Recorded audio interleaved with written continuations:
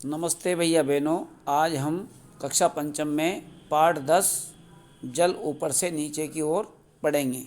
आप जानते होंगे जल हमेशा ऊपर से नीचे की ओर बहता है।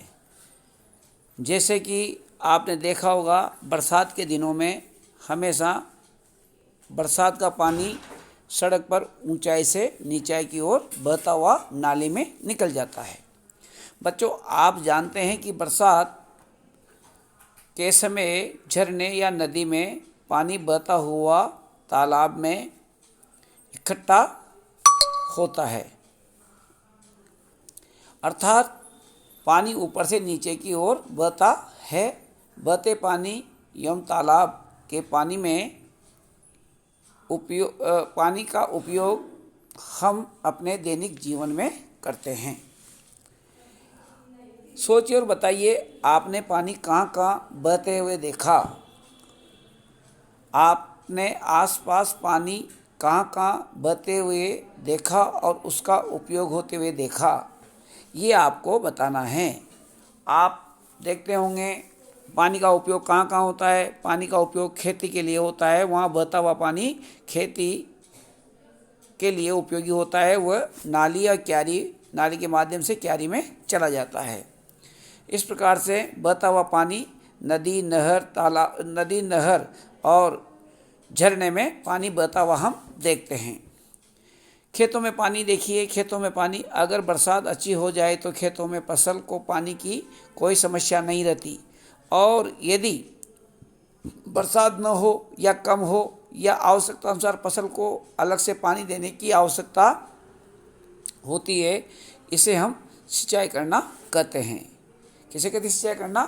अगर बरसात कम हो या बरसात नहीं हो और कुछ फसलों को अधिक पानी की आवश्यकता होती है, तो जिस फसलों को अधिक पानी की आवश्यकता होती है और जिस विधि से हम पानी की और फसलों को पिलाते हैं, उसको सिंचाई करना कहते हैं।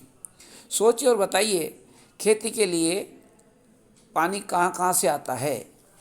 खेती के लिए पानी नदी से आता है, नहरों से आता है, कुएं बावड़ी से आता है, तालाबों से आता है और ट्यूबवेल से या नलकूप जिसको कहते हैं, उससे खेती के लिए पानी आता है। अगर खेत में सब जगह पानी बराबर नहीं पहुँचे तो फसल पर क्या प्रभाव पड़ेगा? अगर खेत में सब जगह पानी बराबर नहीं पहुँचे तो फसल कमज़ोर हो जाएगी या फसल सूख जाएगी। ऐसे ही हम ऐसा क्या करें कि पूरे खेत में पानी पहुँच जाए? हम इसके लिए हमें क्या करना पड़ेगा? खेत में और बीच में एक बड़ा धोरा टाइप बनाना पड़ेगा, नाली बनानी पड़ेगी बड़ी, और उसके सारे आसपास हमने खेत में क्यारियाँ बनानी पड़ेगी छोटी छोटी। उन क्यारियों के माध्यम से पानी खेत में सब जगह पहुंचाया जा सकता है। देखिए, जैसे इस प्रकार से ये खेत में पानी पहुंचा रहा है किसान। ये यहाँ से ट्यूबवेल चल रही है, ट्यूबवेल से पानी आ रहा है और पानी के साथ साथ ये जो नाली बना रखी है, इसके माध्यम से छोटी छोटी इसने क्यारियाँ बना रखी है। क्यारियों के माध्यम से सब सारे खेत में पानी पहुँच रहा है। खेतों तक पानी पहुँचाना, ये खेतों तक पानी पहुँचाने का एक अच्छा तरीका है।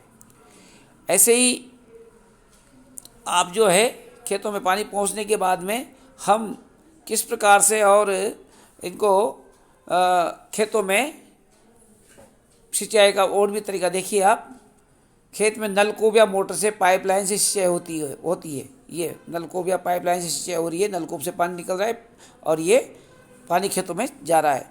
इसी प्रकार से फव्वारा विधि से भी खेतों में फव्वारे से खेती होती हुई दिखाई दी है। फव्वारा लगा हुआ है, फव्वारे से आसपास घूमता है और इससे खेती में सिंचाई होती है। इसी प्रकार से आप देखिए, पता कीजिए और बताइए, चित्र को देखकर हमें बताना खेतों में पानी किस तरह पहुंच रहा है। सिंचाई का पानी खेतों में फव्वारे के माध्यम से, फव्वारा विधि से पहुंच रहा है, नलकूप से पहुंच रहा है, पाइपलाइन से पहुंच रहा है। इस प्रकार से खेतों में पानी पहुंचता है। सिंचाई के किन साधनों में पशु श्रम का उपयोग हो रहा है? सिंचाई के और लिए पशु श्रम का उपयोग रहट और चड़स में किया जाता है। सिंचाई के किन किन साधनों में बिजली का उपयोग किया जाता है? सिंचाई के साधनों में वाटर पंप में बिजली का उपयोग किया जाता है। ऐसे उपरोक्त चित्रों में ये भी बताओ कि किस प्रकार जल का ऊपर से नीचे की ओर बहने की प्रकृति का उपयोग हो रहा है। जैसे नाली का पानी ऊपर से नीचे की ओर खेत में बहता हुआ नजर आ रहा है। अपने आसपास के खेतों में सिंचाई के कौन कौन से साधन का उपयोग हो रहा है और ऊपर दिए गए चित्रों को देखकर बताओ कि किन किन साधनों में पानी जमीन के अंदर से निकाला जा रहा है। ट्यूबवेल से, कुएं से, बावड़ी से पानी जमीन के अंदर से निकाला जाता है। पानी को जमीन के अंदर से निकालने के लिए किन किन उपकरणों का उपयोग किया है। पानी को जमीन के अंदर से निकालने के लिए हमने और वाटर पंप का उपयोग किया हुआ है, मोटर का उपयोग किया गया है। हम जानते हैं कि भूमिगत जल जमीन में बहुत नीचे होता है और कुएं व बावड़ी भी गहरे होते हैं। पानी प्राप्त करने के लिए हमें कुछ उपकरणों की सहायता लेनी पड़ती है, जिससे हम पानी खेतों तक पहुंचा सकते हैं। कैसे पहुंचा सकते हैं? जिससे हम क्या कर सकते हैं, पानी को खेतों तक पहुंचा सकते हैं। अब आप देखिए, कहीं कम और कहीं ज़्यादा पानी का ऐसा प्रभाव रहता है। कहीं कम बरस जाता है, कहीं कम बरसात होती है, कहीं पर ज़्यादा बरसात होती है। हर फसल के लिए पानी की अलग अलग आवश्यकता या मात्रा होती है। यदि किसान को इसका ज्ञान है तो पानी का समुचित उपयोग किया जा सकता है। किसी फसल को ज़्यादा पानी देना पड़ता है और किसी फसल को कम। इस प्रकार पानी का अपव्यय रोका जा सकता है। जैसे चावल, गन्ना, धान की फसल को अधिक पानी की आवश्यकता होती है, जबकि मटर, चना, प्याज, ककड़ी की फसल को पानी की कम आवश्यकता होती है। पता कीजिए कौन सी फसल के लिए खेतों को पानी से भरा रखना पड़ता है।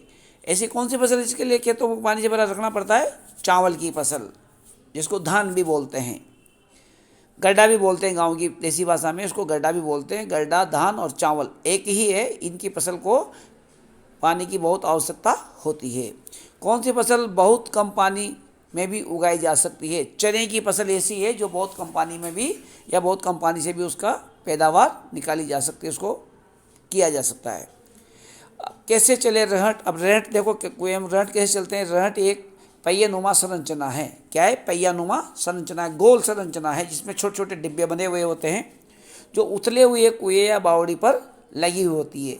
इसमें पानी के कई पात्र लगे होते हैं, छोटे छोटे डिब्बे, पात्र यानी छोटे छोटे डिब्बे लगे होते हैं। जब ये कुएं में पानी के अंदर पहुंचते हैं तो पात्र में पानी भर जाता है और बाहर जब आता है, आकर पात्र जब पहिए पर घूमता है, वो ऊपर आता है तो नीचे मुड़ते हैं तो पानी कुएं की मुंडेर पर गिर जाता है। किस पे गिर जाता है? कुएं की मुंडेर पर। मुंडेर क्या होती है? कुएं के बाहर और एक पत्थरों से बनाया हुआ चौकोर जगह होती है, उसको हम मुंडेर कहते हैं।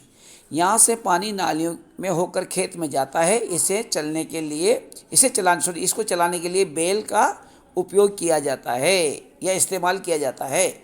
यदि बैलों के चलने के मध्य स्थान पर गन्ने की मशीन लगा दें तो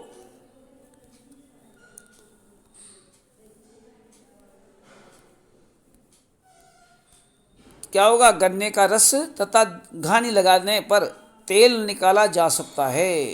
यानी कि एक पंथ दो काज। इससे रहट भी चलता रहेगा, गन्ने की मशीन भी चलती रहेगी और घानी लगा दे तो उसका तेल भी उससे निकलता रहेगा। इसे कहते हैं एक पंथ दो काज। क्या कहते हैं? एक पंथ दो काज। विद्युत मोटरों के उपयोग बढ़ाने से बैलों का उपयोग कम हुआ है। वर्तमान में कुछ लोग बैलों द्वारा डायनेमो चालक विद्युत उत्पादन पर छोटे छोटे प्रयोग करने लगे हैं। इस प्रकार क्षेत्र में अधिक शोध की आवश्यकता है। अब देखिए आप, ये रहट चल रहा है। क्या चल रहा है? ये रहट। इसमें बैल को जोत रखा है और इस प्रकार का ये गोल बना हुआ है। इसमें कुएं से पानी बाहर आ रहा है।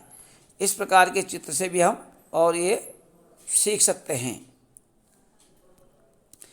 अब देखिए एक और चित्र इसमें दिखा रखा है। ये इस प्रकार का रहट होता है। इस रहट से कुएं से पानी बाहर, ये दो चित्र बना रखे हैं। ये बैल से घूम रहे हैं, इससे पानी बाहर आ रहा है। इसका बड़ा चित्र इस प्रकार का डिब्बे लगा करके रहट को बना करके कुएं से पानी बाहर निकाला जाता है। इस प्रकार से हमने ये चीज़ इसमें देखी। अब देखो हमने इस पाठ में क्या क्या सीखा। पानी ढलान की ओर बहता है। सबसे पहली बड़ी बात क्या सीखी हमने, पानी कहाँ बहता है, ढलान की ओर बहता है। अलग अलग स्थानों में भूमिगत पानी की सिंचाई के लिए निकाला जाता है। अलग अलग साधनों से भूमिगत जल को भूमिगत पानी को सिंचाई के लिए निकाला जाता है। क्या जाना क्या समझा, पानी ऊपर से नीचे की ओर बहता है, ये हमने इसमें जाना और समझा। पानी की इस विशेषता का आप किस किस तरह उपयोग कर सकते हैं ये आपको देखना है। कुएं से पानी कैसे निकाला जाता है। कुएं से पानी रहट और चरस के माध्यम से बाहर निकाला जाता है। अगर कुएं का जल स्तर नीचे उतर जाए तो रहट से पानी कैसे निकलेगा। अगर कुएं का जल स्तर नीचे उतर जाए तो रहट से पानी निकालने के लिए हमें रहट को नीचे जल स्तर तक ले जाना पड़ेगा। सिंचाई के कौन कौन से साधन हैं। सिंचाई के साधन कुआं है, बावड़ी है, नहरें हैं, नदी है, तालाब है, ये हमारी सिंचाई के साधन है। नलकूप, ट्यूबवेल आदि हमारे सिंचाई के साधन हैं। तो ये नीचे जो प्रश्न दे रखे हैं इनको आप अपनी कॉपी में करके लाएंगे। बीच बीच में जो मैंने प्रश्न आपको बताया उन सबको आप अपनी कॉपी में करके और आपके पिताजी को या माताजी को स्कूल भेज करके गृह कार्य की जांच अवश्य कराएंगे। ठीक है, तो आज ये हमारा पाठ समाप्त हुआ। जल ही क्या है, जीवन है। जल का हमारे जीवन में बहुत महत्व है। धन्यवाद।